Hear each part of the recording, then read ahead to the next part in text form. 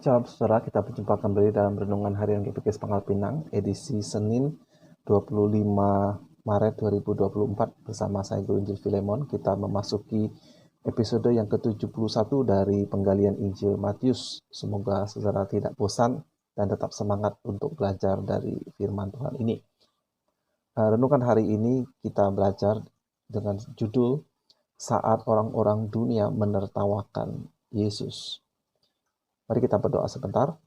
Ya Bapa, kami kembali mengucap syukur karena kami diberi kesempatan untuk membaca, merenungkan firman-Mu. Berkatilah kami dengan hikmat, dengan konsentrasi untuk bisa mengerti apa yang hamba-Mu jelaskan berdasarkan firman-Mu ini, dan boleh kami lakukan dalam kehidupan kami dengan pertolongan Roh-Mu. Pakailah hamba-Mu untuk boleh menjelaskannya. Di dalam nama Tuhan Yesus kami berserah. Amin. Setelah kita akan melanjutkan dari pembelajaran Injil Matius memasuki pasal 9 ayat 23 hingga 26. Ketika Yesus tiba di rumah kepala rumah ibadat itu, yaitu orang yang bernama Yairus, dan melihat peniup-peniup seruling dan orang banyak ribut, berkatalah ia, "Pergilah, karena anak ini tidak mati tetapi tidur." Tetapi mereka menertawakan dia. Setelah orang banyak itu diusir, Yesus masuk dan memegang tangan anak itu. Lalu bangkitlah anak itu. Maka tersiarlah kabar tentang hal itu ke seluruh daerah itu. Amin. Nah, saudara, kelanjutan dari kisah sebelumnya bahwa Yairus punya anak perempuan yang sakit lalu meninggal. Dan Yairus punya iman bahwa Yesus bisa membangkitkan. Dia memohon agar Yesus datang menemui anak putrinya yang sudah meninggal itu, dan sesampai di sana melihat orang banyak yang ribut dan ada pemusik, ya, peniup-peniup seruling. Yesus menyuruh mereka pergi dan mengatakan anak itu tidur, dan mereka menertawakan Yesus. Mengapa? Karena mereka mendengar Yesus berkata anak perempuan Yairus itu tidak mati, tetapi tidur.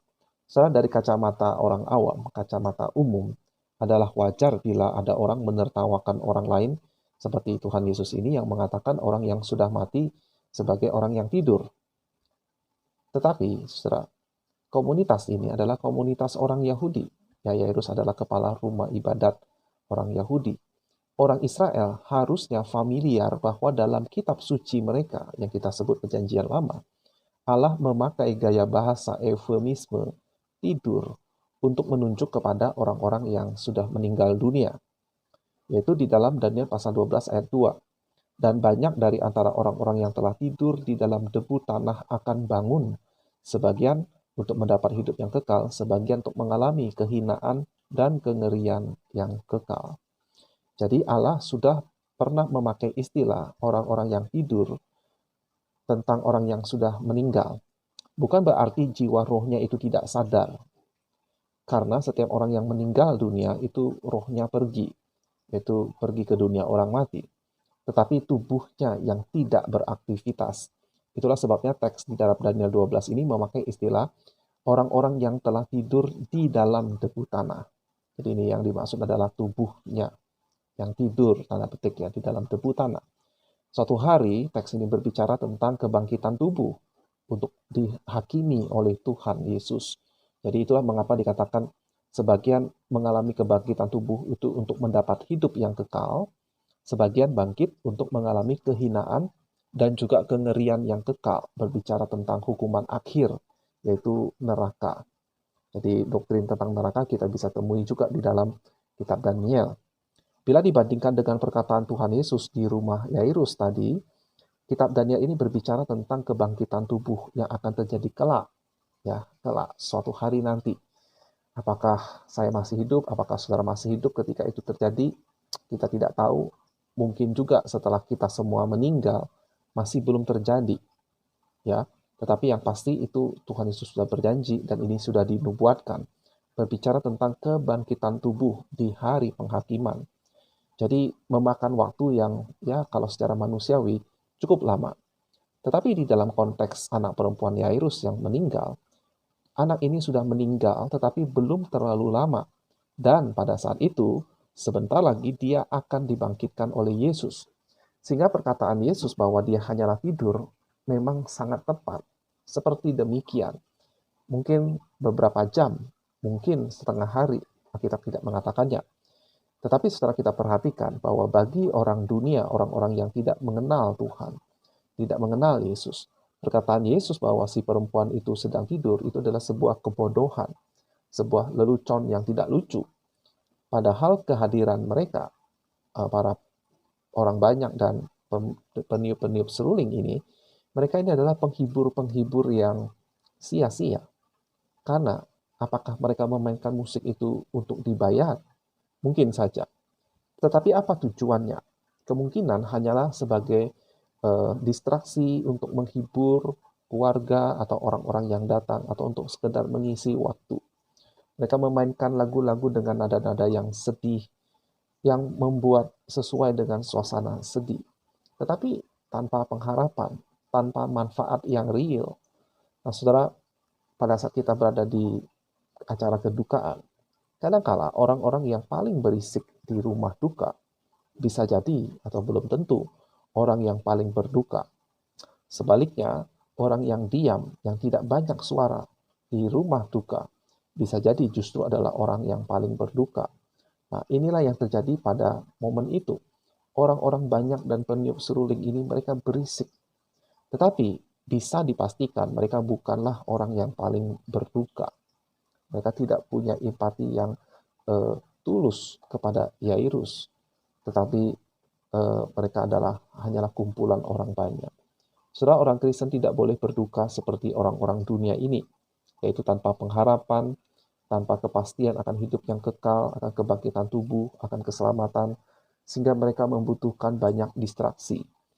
Bagi orang-orang dunia, seperti kaum ateis yang dibahas di kebaktian umum kemarin, perkataan bahwa mati itu hanyalah tidur, satu hari akan bangkit untuk masuk surga atau masuk neraka, itu adalah sebuah kebodohan. Mereka akan menertawakan orang-orang yang percaya kepada surga dan neraka. Tapi Tuhan Yesus mengajarkan bahwa orang mati hanyalah tidur, tubuhnya satu hari kala akan dibangunkan. Dan Yesus membuktikannya. Itu dia membangkitkan anak perempuan Yairus, lalu dia juga pernah membangkitkan Lazarus, untuk membuktikan dialah yang berkuasa atas alam maut. Bukan setan yang menguasainya, bukan dewa kematian, seperti yang diyakini oleh sebagian orang di dunia ini. Tapi Yesus adalah pemiliknya, dia adalah penguasa, dia adalah Allah, Sang Pencipta, pemberi kehidupan, yang memberi kehidupan dan yang mengambilnya kembali.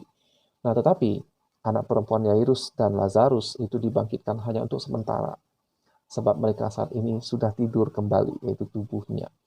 Mereka sudah meninggal dunia.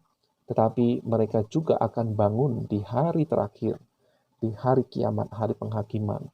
Dan kebangkitan Yesus yang sebentar kita rayakan di hari Paskah, itu adalah kebangkitan sulung, yaitu kebangkitan pertama, tubuh yang kekal yang tidak bisa binasa lagi. Dan inilah bukti yang paling kokoh bahwa pengharapan kita tentang orang-orang yang sudah meninggal akan bangkit, akan punya tubuh yang baru, termasuk diri kita.